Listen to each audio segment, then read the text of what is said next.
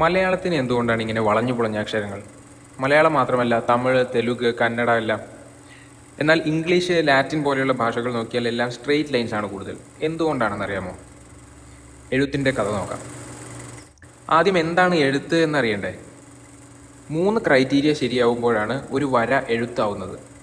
1, അതിനൊരു അർത്ഥം വേണം. 2, റെക്കോർഡ് ചെയ്യാനും റിപ്പീറ്റ് ചെയ്യാനും പറ്റുന്ന സിമ്പിൾസ് ഉണ്ടായിരിക്കണം. 3, ഈ സിമ്പിൾസ് ഉച്ചാരണമുള്ള വാക്കുകളുമായി ബന്ധപ്പെട്ടിരിക്കണം. ഇത് 3ഉം ചേരുമ്പോഴാണ് ഒരു വര എഴുത്താവുന്നത്. എഴുത്തിൻ്റെ വരവിന് മുൻപേ ഉണ്ടായിരുന്ന സിമ്പിൾസ് മിക്കതും ഡെക്കറേഷനും പല ആചാരങ്ങളുടെ ഭാഗമോ ഒക്കെ ആയിരുന്നു. ആദ്യ എഴുത്ത് 3400 മെസപ്പൊട്ടോമിയ. അവിടുത്തെ ആളുകൾക്ക് അവരുടെ കന്നുകാലികളുടെയും ഭക്ഷണത്തിൻ്റെയും അവരുടെ കച്ചവടത്തിൻ്റെയും ഒക്കെ കണക്ക് വെക്കണമായിരുന്നു. അതിനായി അവർ ആദ്യം ഉപയോഗിച്ചത് ചെറിയ കല്ല് പോലെയുള്ള ടോക്കൺസ് ആയിരുന്നു. എന്ത് സാധനത്തിൻ്റെ ടോക്കൺ ആണോ ആ സാധനത്തിൻ്റെ ചെറിയൊരു സിമ്പിൾ അതിൽ കോറിയിടും.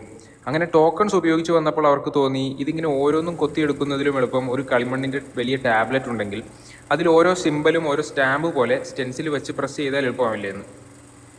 അങ്ങനെ അവർ ടോക്കൺസിന് പകരം ക്ലേ കൊണ്ടുള്ള ടാബ്ലറ്റുകളിൽ ഈ കണക്കുകൾ കൊത്തിവെക്കാൻ തുടങ്ങി. അങ്ങനെ കാലങ്ങൾ കൊണ്ട് അവർ ഈ സിമ്പിളുകൾ വെറും കണക്കിനേക്കാൾ ഉപരി ഓരോ മെസ്സേജസിനും മറ്റുമായി ഉപയോഗിച്ച് തുടങ്ങി. അതായത് ഈ ആടിൻ്റെ സിമ്പിൾ തന്നെ ഭക്ഷണം എന്ന് പറയാനും എടുക്കാമല്ലോ. ചെരുപ്പിൻ്റെ സിമ്പിൾ തന്നെ വേണമെങ്കിൽ നടക്കുന്നതിനെയോ ഓടുന്നതിനെയോ ഒക്കെ കാണിക്കാൻ എടുക്കാം. അങ്ങനെ വിപുലീകരിച്ച് വന്ന എഴുത്തുകൊണ്ട് അവർ സെൻറ്റൻസുകൾ റെക്കോർഡ് ചെയ്യാൻ തുടങ്ങി. അങ്ങനെയാണ് ആദ്യത്തെ ക്യൂണിഫോം റൈറ്റിംഗ് ഉണ്ടാകുന്നത്. മെസപ്പൊട്ടോമിയയിൽ മാത്രമല്ല എഴുത്തുണ്ടായത്. ഈജിപ്റ്റ്, ചൈന, മെസോ അമേരിക്ക എന്നിവിടങ്ങളിലെല്ലാം അവരുടേതായ എഴുത്തുകളും ലിപികളും ഉണ്ടായി വന്നു. ഇന്ത്യയിലെ ഇൻഡസ് വാലിയിൽ നിന്നും എഴുത്തുകൾ കണ്ടെടുത്തിട്ടുണ്ടെങ്കിലും അതെല്ലാം ശരിയായ എഴുത്തുകൾ തന്നെയാണോ എന്ന് നമുക്കിന്നും മനസ്സിലാക്കാൻ സാധിച്ചിട്ടില്ല. ഇൻഡസ് വാലിയിൽ നിന്ന് ലഭിച്ച ഇൻഡസ് വാലി സ്ക്രിപ്റ്റ് വായിച്ചെടുക്കാൻ കഴിയുന്ന ആളിന് തമിഴ്നാട് സർക്കാർ നേരത്തെ $1 മില്യൺ പ്രൈസൊക്കെ പ്രഖ്യാപിച്ചിട്ടുണ്ടായിരുന്നു. സോ സമയമുണ്ടെങ്കിൽ അതൊന്ന് എടുത്ത് വായിച്ച് ട്രൈ ചെയ്ത് നോക്കുക. അപ്പോൾ അങ്ങനെ പലയിടത്തും എഴുത്തുകൾ ഉണ്ടായി വന്നു. ഓരോ സിവിലൈസേഷൻസും ഈ എഴുതാൻ ഉപയോഗിച്ചിരുന്ന മീഡിയം വേറെ വേറെ ആയിരുന്നു.